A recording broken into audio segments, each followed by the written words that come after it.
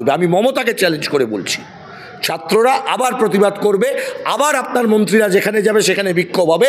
ক্ষমতা থাকলে আপনার পুলিশ দিয়ে আপনার মন্ত্রীদের নিরাপত্তা নিশ্চিত করুন। এটা আপনার পুলিশের ফেলিয়ার। ইন্দ্রানুজের উপর দিয়ে চালানোর জন্য এফআইআর হয়েছে, ঠিক যেভাবে ওদের মন্ত্রীরা জেলে গেছে ওকেও যেতে হবে।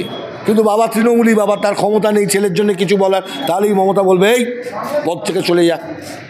চাকর বাকর করে রেখে দিয়েছে মমতা মালকিন, বাকি সব চাকর বাকর। এটা পশ্চিমবঙ্গের খুব সাধারণ ঘটনা। যাদবপুরের ঘটনাতে যা হয়েছে এরকম ঘটনা গ্রামে গঞ্জে সর্বত্র রোজ হচ্ছে, প্রত্যেক দিন হচ্ছে। এই রাজ্যের মন্ত্রীকে যদি কোথাও হেনস্থা হতে হয়, যদি হয়ে থাকে, তাহলে তার দায়িত্ব কার? রাজ্যের পুলিশ মন্ত্রীর। She should immediately step down. Either Bratya Bose উস্কানি দিয়েছে, নয় মমতার পুলিশ ফেল করেছে, এর বাইরে কিচ্ছু হতে পারে না। পশ্চিমবাংলায় পুলিশ মমতার চাকর। কম্পিটিশন চলছে গুন্ডা কন্ট্রোলার নেত্রীর কাছাকাছি যাবার জন্য, গুন্ডারা কম্পিটিশন করছে, এর বেশি কিছু নয়। এই রাজ্যের সরকার এই মুহূর্তে আমাদের ভবিষ্যৎ প্রজন্মের বিরুদ্ধে যুদ্ধ ঘোষণা করেছে। এই পুলিশকে আপনারা সাধারণ মানুষ স্যার করে আর একটু তেল দিয়ে রাখতে গিয়ে এই পর্যায়ে উঠিয়েছেন। এদের জায়গা ডেস্ক অফিসারের জায়গায় ডেস্ক অফিসারের জায়গায়, ওসির জায়গায় ওসির জায়গায়। আমি সাধারণ মানুষকে বলবো যে প্রত্যেক থানার ওসিদের যে নাম্বার, হোয়াটসঅ্যাপ নাম্বার, সবাই সেটাকে শেয়ার করে নিজেদের কাছে রেখে দিন। নতুন আইন অনুযায়ী এফআইআর করার জন্য আপনাকে থানাতেও যেতে হবে না, ওদের কাজ আপনাকে ডেকে সই করাবে এফআইআরে। আপনি হোয়াটসঅ্যাপে একটা মেসেজ করে রেখে দেবেন আমার এই হয়েছে, ও যদি না করায় তারপরে আদালতের সামনে আমরা বুঝে নেব। এটা পশ্চিমবঙ্গের খুব সাধারণ ঘটনা। যাদবপুরের ঘটনাতে যা হয়েছে এরকম ঘটনা গ্রামে গঞ্জে সর্বত্র রোজ হচ্ছে, প্রত্যেক দিন হচ্ছে।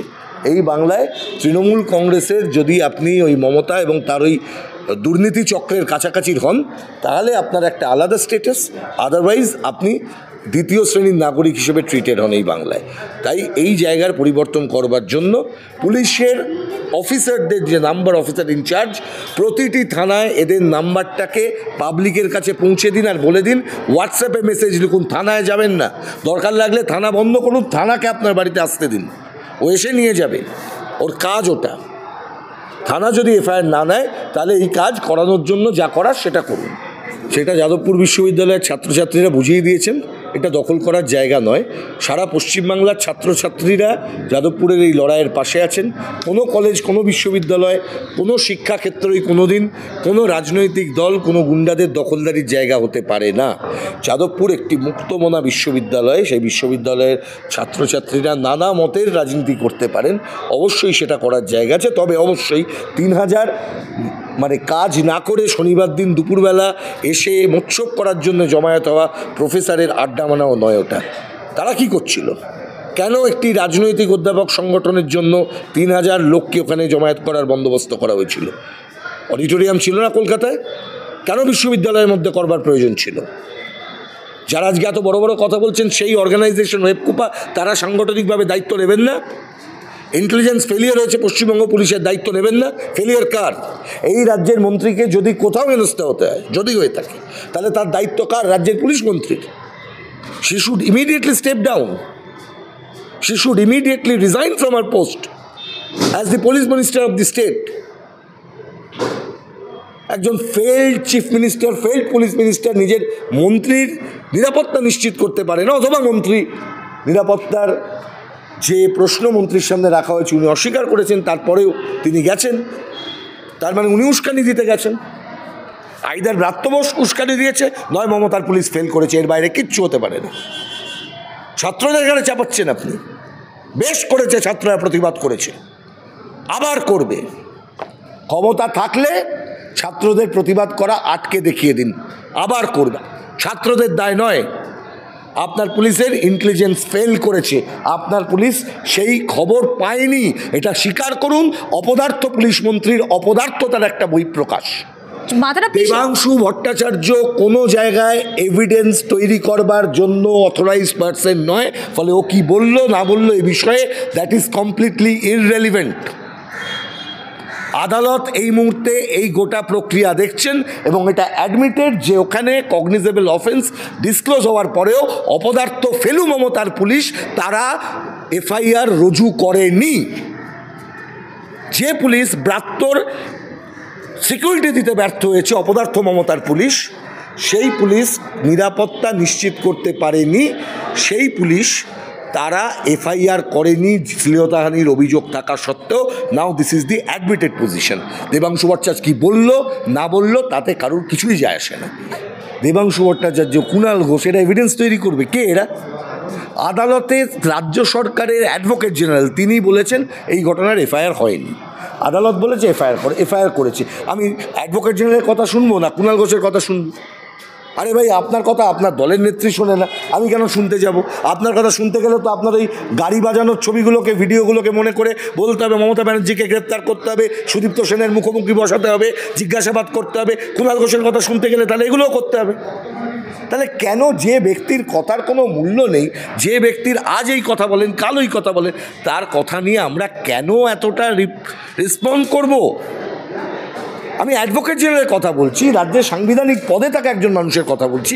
তিনি আদালতের সামনে বলেছেন and everything is on air.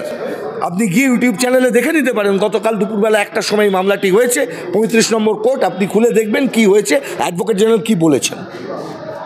তাহলে বাজারে বসে দেবাংশু ভট্টাচার্য কী বললো, কুণাল ঘোষ কী বললেন, XYZ কী বললেন, ইররেলিভেন্ট লোকেরা কী বললো, কী যায় আসে আমাদের? আমি যাব অ্যাডভোকেট জেনারেলের কথা অনুযায়ী, কুণাল ঘোষের কথা অনুযায়ী না। নয় বলুন কুণাল ঘোষ অ্যাডভোকেট জেনারেল রাজ্যে, যারা শিশুদের সাথে, বাচ্চাদের সাথে, ভবিষ্যৎ প্রজন্মের সাথে রাজনীতি করে, যারা তাদের বিরুদ্ধে পুলিশ লেলায়, তাদেরকে আমি মানুষ বলে মনে করি না। আমি মনে করি তারা হচ্ছে মাতৃ জঠরের লজ্জা। যে শিক্ষামন্ত্রী ছাত্রদের দাবি শোনার মতন তার সহনশীলতা নেই, তিনি তার মাতৃ জঠরের লজ্জা। যে নেতা ছাত্রছাত্রীদেরকে রাজনীতির ময়দানে বলি করবার জন্য পরিকল্পনা করেন, পুলিশ লেলিয়ে দেন, তারা তাদের মাতৃ জঠরের লজ্জা। ধরুন আমরা আইনজীবী, তো আমাদের কাছে বহু ছাত্রছাত্রী আসে, অনেক ছেলেমেয়ে আসে, নানা মতের ছেলেমেয়ে আসে। আমি যদি বলি আমার শেখানোর জায়গায় দাঁড়িয়ে আমি ও তৃণমূল করে বলে ওকে শেখাবো না, একজন বিজেপি করে বলে শেখাবো না, একজন সিপিএম করে বলে তাকে শেখাবো, তাহলে আমার সেই কাজটাও কিন্তু আমার পেশার সাথে, আমার কাজের সাথে লজ্জা। এদের অন্য কোনো কাজ নেই। ব্রাত্য বসুর একমাত্র কাজ এই মুহূর্তে পদ রাখার জন্যে, মমতা ব্যানার্জিকে তুষ্ট করে রাখার, তার জন্যে কম্পিটিশান চালাচ্ছেন। কখনো ব্রাত্য বোস ওই ওই ওই তৃণমূলের ওই যুব সভাপতি না কি আছে না, ওই পাকা চুলের যুবকের কথা বলছি আমি, ওই কেন্দ্রে ব্যারাকপুরে এই দমদমের থেকে জিতেছিল, ঘুষ নেওয়ার পর থ্যাংক ইউ বলেছিল, কী নাম বলুন, কী নাম? হ্যাঁ, সৌগত রায়। সেও তো কী সব বলেছে নাকি 1 মিনিটে যাদবপুর খালি করিয়ে দেবো। আমি ভাবো তৃণমূলের নবীন সৌগত রায়, সেও ঘুষ নেওয়ার পর থ্যাংক ইউ বলে। এই লোকটাকে যদি এখন বলতে হয় আদর্শ মানে কী বলবে? আরে তার ভাই তার আদর্শ মানে না। তার বাড়ির লোককে জিজ্ঞেস করুন, লোকটাকে বিশ্বাস করে না। জিজ্ঞেস করুন, করবেই না, করে না। কেন করবে বলুন তো? যে লোকটা সকালবেলা এক কথা বলে, বিকেলে এক কথা বলে, তার কথা কেউ বিশ্বাস করবে? করবে না, করা উচিত নয়, বাঁচতে গেলে করা উচিত নয়।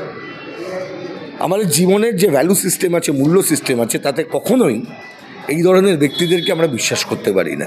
আর যখন এইরকম, আমি এর আগে বললাম না, কুণাল ঘোষ বনাম অ্যাডভোকেট জেনারেলের বক্তব্য হলে আমি অ্যাডভোকেট জেনারেলের বক্তব্য নেব, কুণাল ঘোষের কথা নেব কেন?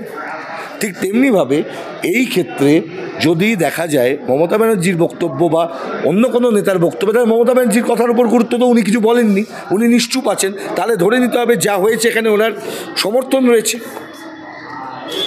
ওনার তো ক্ল্যারিফাই করা উচিত যা হয়েছে। ওনার কাছে তো কেউ ডিসক্রিমিনেট হওয়ার কথা নয়, যে এই ছেলেটা এসএফআই করে, ওই ছেলেটা অন্য সংগঠন করে, এই ছেলেটা টিএমসিপি করে, উনি কেন আলাদা করবেন? ছেলে মেয়েদের সাথে আপনি রাজনীতি করছেন, ভবিষ্যৎ প্রজন্মের সাথে রাজনীতি করছেন। হাল এমন দেখুন, বাবাকেও বলতে হচ্ছে আমার ছেলেকে অস্বীকার করছে। ওই যে এ তো তৃণমূলী বাবা, আরে ছেলে তো রাজনীতির কথা বলছে, ছেলে তো বলছে আমি রাজনীতি করি, তার অধিকার আছে করবার। কিন্তু বাবা তৃণমূলী বাবা, তার ক্ষমতা নেই ছেলের জন্য কিছু বলার, তাহলেই মমতা বলবে এই পদ থেকে চলে যা। চাকর বাকর করে রেখে দিয়েছে মমতা, মালকিন, বাকি সব চাকর বাকর। এই মমতা রাজ খতম করাটা এই মুহূর্তে জরুরি বাংলার জন্য। ব্রাত্য বসু তার বাবাকে ফোন করে দুঃখ প্রকাশ করেছে, ইন্দ্রানুজের বাবা। আরে দুঃখ প্রকাশ করে কি হবে? এখন জেল খাটতে হবে ব্রাত্য বোসকে। গাড়ি ইন্দ্রানুজের উপর দিয়ে চালানোর জন্য এফআইআর হয়েছে, ঠিক যেভাবে ওদের মন্ত্রীরা জেলে গেছে ওকেও যেতে হবে।